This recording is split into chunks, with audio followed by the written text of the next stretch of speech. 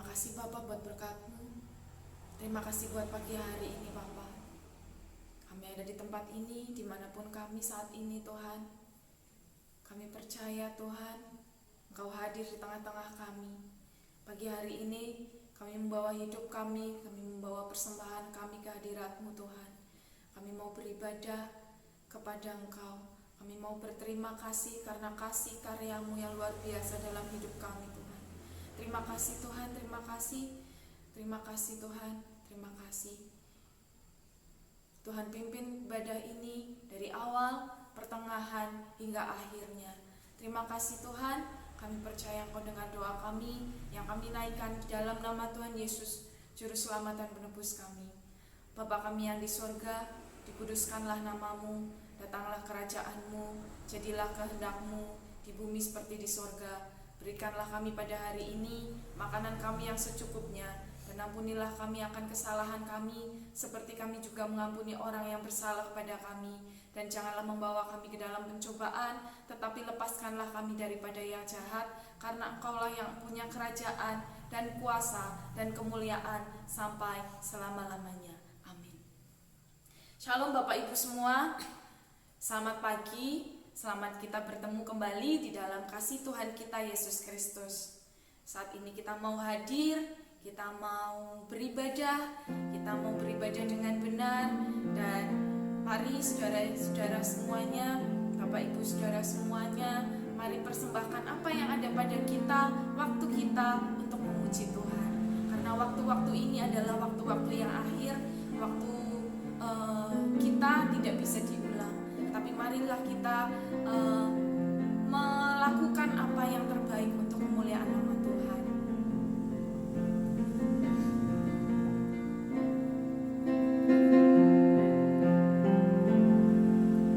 Jam kehidupan diputar sekali, dan tak seorang pun tahu kapan kan berhenti.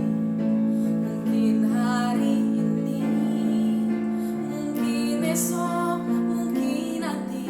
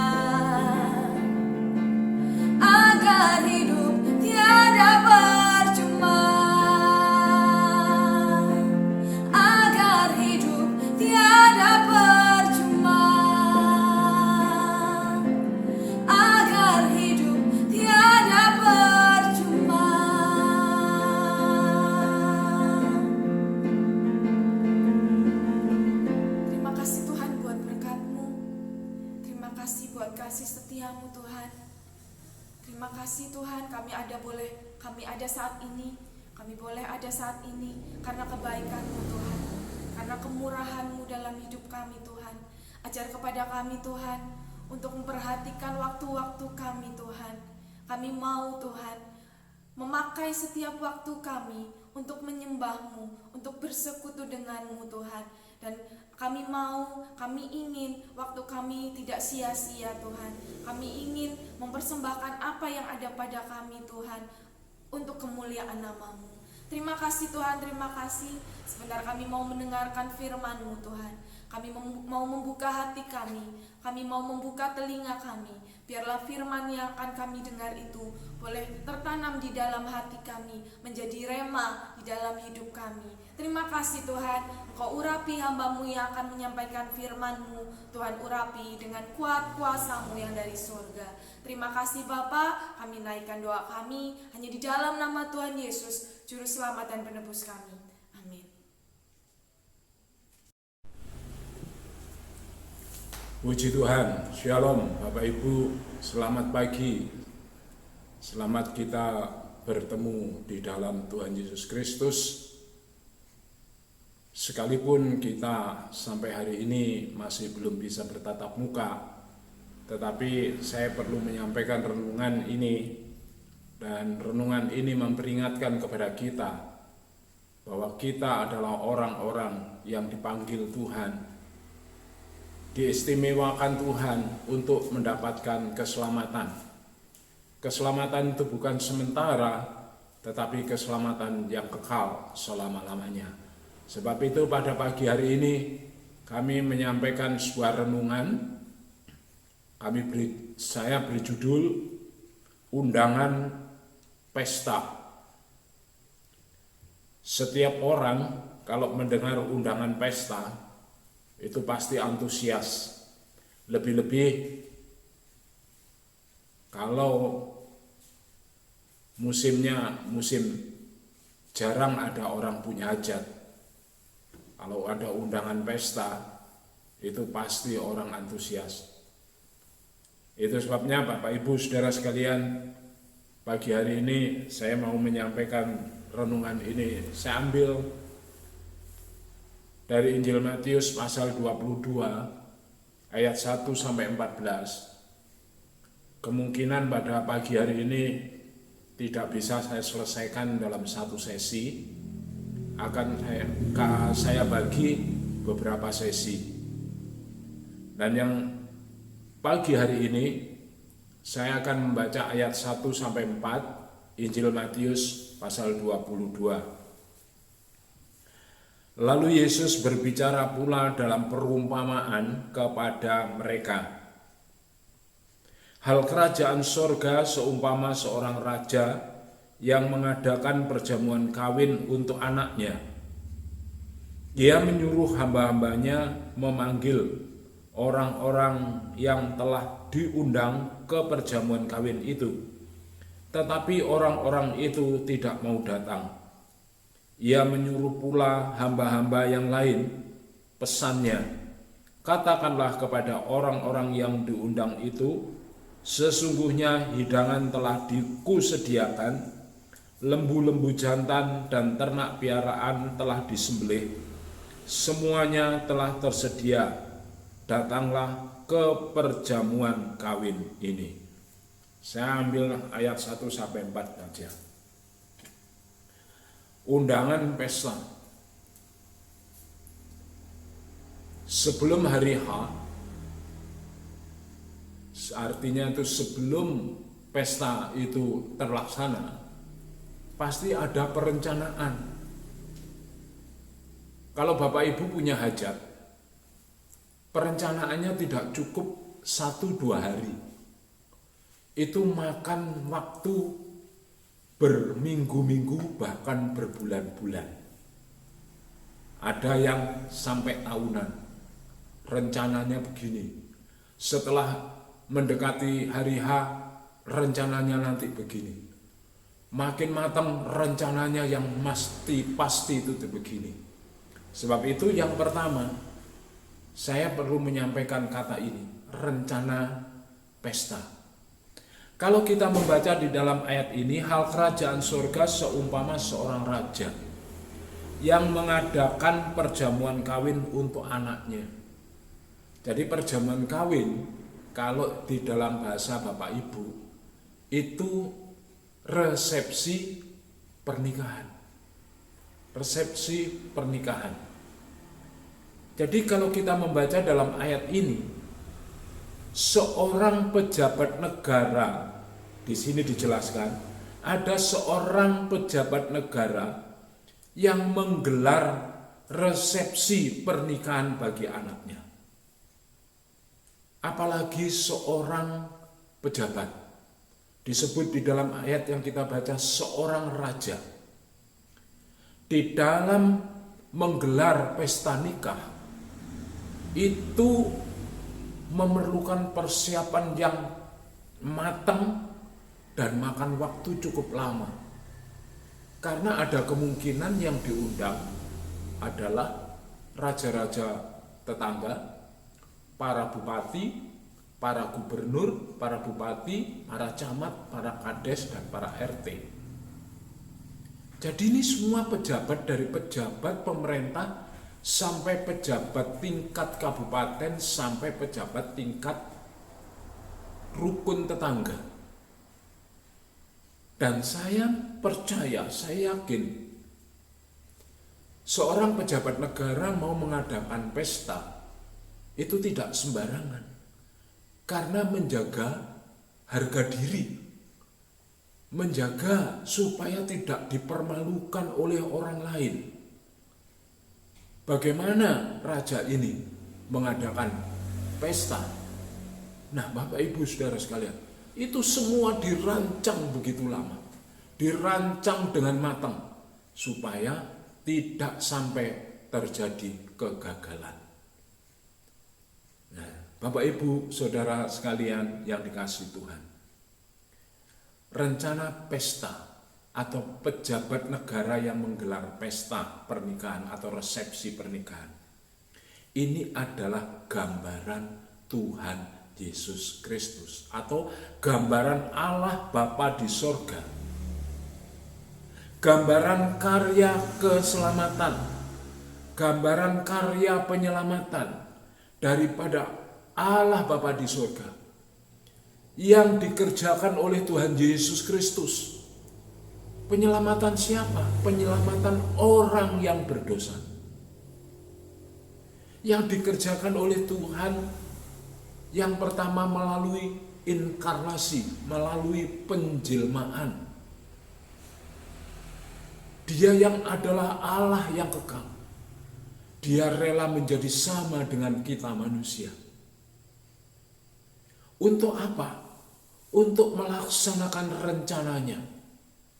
Karena Bapa di surga punya rencana untuk Bapak, Ibu, Saudara sekalian dan saya juga.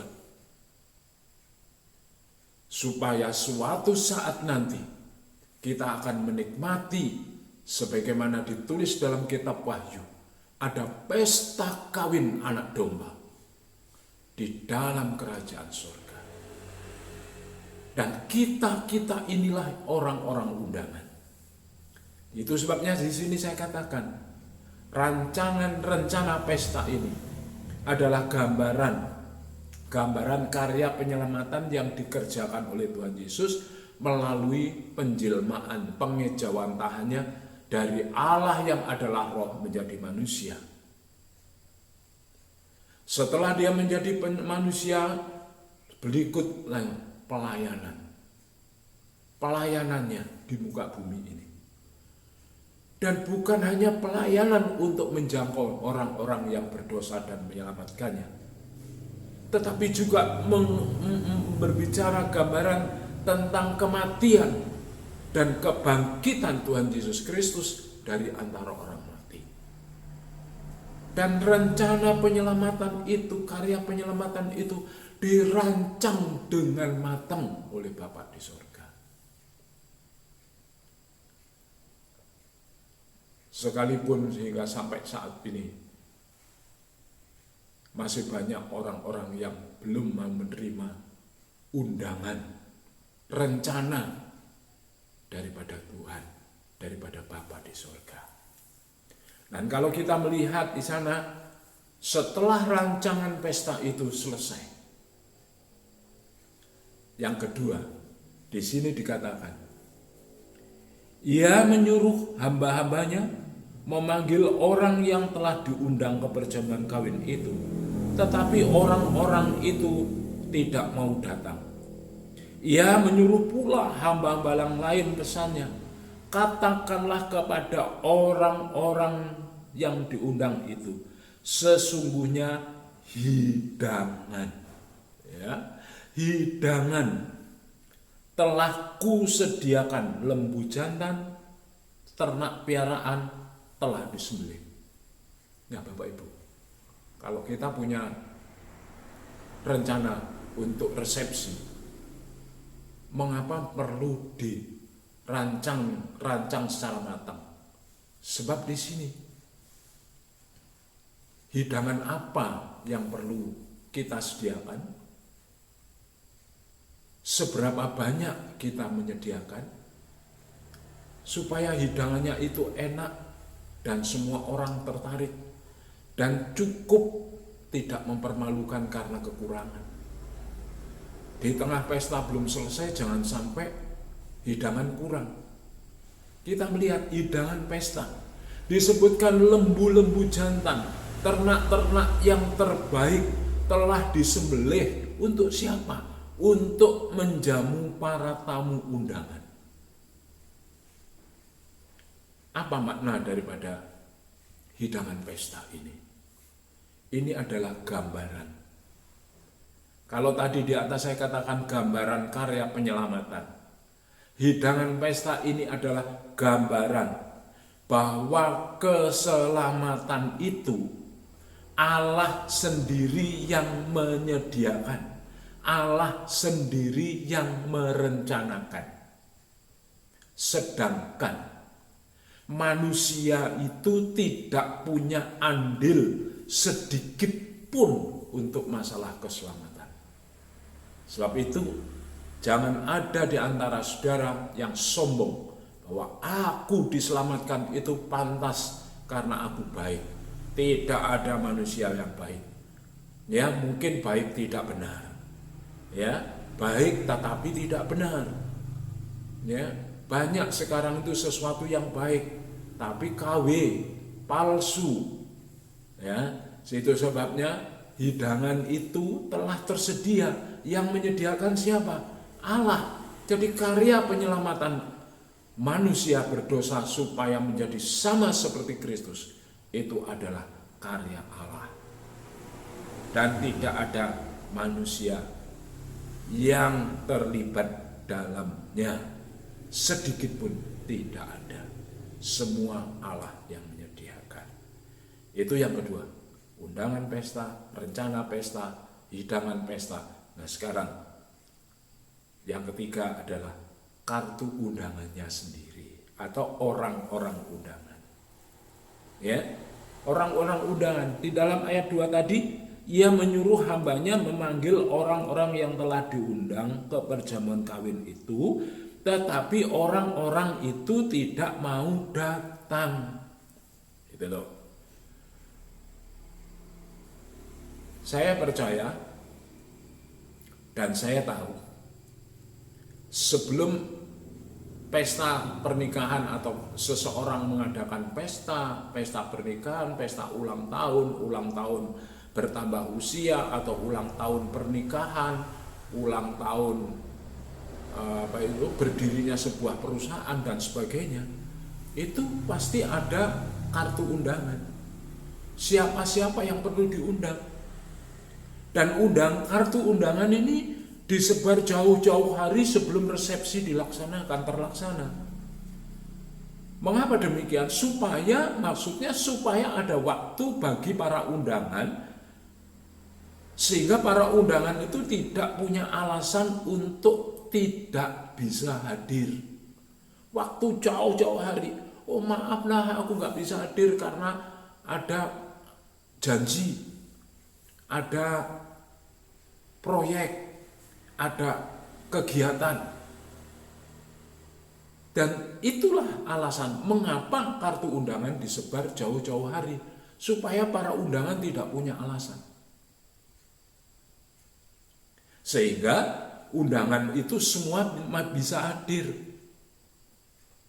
Itulah yang diinginkan oleh seorang yang mempunyai rencana pesta. Demikianlah halnya dengan Tuhan Yesus Kristus, dengan Allah Bapa di sorga. Tuhan atau Allah Bapa di sorga itu menginginkan semua orang itu beroleh keselamatan. Sebab itu dia mengundang semua orang sebelum dia datang menjadi raja di raja yang adil dan bijaksana. Karena sampai saat ini belum terlaksana. Itu masih nanti. Itu sebabnya undangan itu sudah ada melalui hamba-hambanya.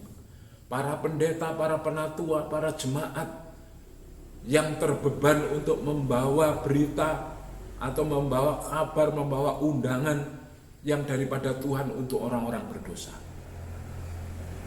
Ya. Sebab itu dia mengundang semua orang untuk menikmati, supaya menikmati keselamatan yang disediakan. Itu tercatat di dalam Amsal Sulaiman 9 ayat 1-6. Dan Bapak Ibu mesti tahu, undangan ini serius. Undangan ini serius. Tuhan Yesus Kristus memanggil Bapak, Ibu, Saudara sekalian. Itu serius. Bukan main-main. Bukan isapan jempol. Bukan memberi saudara sebagai apa istilah sekarang, PHP. Bukan. Ini serius. Sebab itu kalau Bapak Ibu membaca tadi, sampai 2 kali para undangan itu diperingatkan. Sampai 2 kali para undangan itu diperingatkan. Itu sebabnya saya katakan, undangan yang disebar itu serius. Dan ditunggu kehadirannya dengan sabar. Kalau sampai saat ini Tuhan belum datang, itu karena Tuhan itu sabar menunggu orang-orang berdosa yang mau bertobat. Orang Kristen yang tidak sungguh-sungguh, Tuhan masih menunggu pertobatan saudara. Orang Kristen yang masih duniawi, Tuhan menunggu sampai berapa lama saudara berkanjang dalam dosa dengan dunia ini. Sampai hari ini Tuhan masih menunggu. Itu sebabnya Bapak Ibu Saudara sekalian, kita melihat di sini tadi rencana hidangan kartu undangan sudah dipersiapkan dan sudah disebarluaskan. Lalu orang-orang yang diundang itu siapa? Jadi saya perlu memberikan komentar di sini, siapa yang diundang di sini? Tentu saja yang pertama-tama menerima undangan itu adalah orang Israel. Tentunya seorang pejabat yang mengadakan pesta yang diundang adalah orang-orang terhormat dari kalangan atas. Pejabat negara yang mengundang pesta tidak asal. Pasti orang-orang terhormat. Orang-orang dari kalangan menengah ke atas. Dan ini gambaran bangsa Israel. Bahwa bangsa Israel itu adalah bangsa yang memiliki hak istimewa penuh. Dan kepada orang Israel inilah firman Allah mula-mula disampaikan. Karena orang Israel menolak, lalu disampaikan kepada kita. Jadi yang pertama diundang adalah orang Israel. Dan firman Allah yang pertama disampaikan juga kepada orang Israel. Nah, lalu aplikasinya apa? Aplikasinya untuk zaman kita sekarang. Kita hidup di dalam zaman anugerah. Tentunya kita tahu, kita adalah para undangan yang telah direncanakan oleh Tuhan. Sebab itu jangan sia-siakan waktu, jangan sia-siakan kesempatan. Karena apabila kesempatan itu berlalu, Bapak Ibu, kesempatan itu tidak akan terulang kedua kalinya. Saudara gagal masih bisa diulang. Saudara jatuh miskin masih bisa diulang. Saudara tidak lulus ujian masih bisa diulang. Tetapi waktu yang lewat itu tidak akan pernah terulang. Sebab itu undangan Tuhan Yesus ini untukmu, untukku. Jangan sia-siakan waktu yang telah diberikan oleh Tuhan. Tuhan Yesus ingin semua bangsa di bumi ini selamat. Bukan hanya selamat, tetapi Dia ingin menjadikan muridnya selama mereka masih hidup dalam dunia ini, tanpa terkecuali siapapun orangnya. Itu ditulis dalam Injil Matius. Dia ingin semua orang mencapai keselamatan. Itulah renungan yang perlu saya sampaikan kepada Bapak Ibu Saudara sekalian. Tuhan Yesus akan memberkati Bapak Ibu Saudara sekalian. Amin. Mari kita tundukkan kepala, kita berdoa. Terima kasih Bapak, Engkau sudah pimpin. Pada pagi hari ini kami boleh mendengar firman. Engkau mengundang kami, dan undangan itu bukan undangan abal-abal. Undanganmu adalah undangan yang bersifat serius. Dan setiap orang yang menanggapinya pasti akan beroleh apa yang dia inginkan. Pasti akan diberikan oleh Tuhan. Sebab itu ampuni kami Tuhan, kalau selama ini kami mengiring Engkau tidak sungguh-sungguh, karena kami bodoh. Karena itu melalui renungan pada saat pagi hari ini, kami mau Tuhan menjadi orang-orang yang menggunakan kesempatan selagi kami masih hidup. Karena akan tiba saatnya apabila esok, lusa, atau kapan kami harus menghadap kepada Tuhan, maka semua yang Engkau perintahkan, apa yang Engkau katakan melalui firman, telah menjadi milik kami dan telah kami sampaikan kepada orang-orang sekeliling kami. Terima kasih Bapak, terima kasih. Tolong segenap sidang jemaat Tuhan, agar mereka menjadi sidang jemaat Tuhan yang tidak lagi masa bodoh terhadap keselamatan ini, menganggap sepele kasih karunia Tuhan. Tetapi marilah Engkau akan beri kesempatan, ya Allah Roh Kudus, Engkau akan melanda setiap hati, agar mereka tahu undangan yang Tuhan telah berikan itu adalah undangan untuk kekal selama-lamanya. Terima kasih Bapak, terima kasih, terima kasih. Kami percaya saat pagi hari ini Engkau melawat kami, Engkau menjamah kami dengan roh-Mu, dengan hadirat-Mu, dan biarlah kami benar-benar merasakan, mengalami apa yang Tuhan kerjakan atas hidup kami. Terima kasih Bapak, terima kasih. Saudaraku sekalian dikasih Tuhan, Allah memberkati engkau, melindungi engkau. Allah menyinari engkau dengan wajahnya dan memberi engkau kasih karunia. Allah menghadapkan wajahnya kepadamu dan memberi engkau damai sejahtera. Berkat Allah, kasih Tuhan Yesus dan penghiburan Roh Kudus menyertai kami semua hari ini, esok, sampai Maranatha Tuhan Yesus datang kembali. Amin.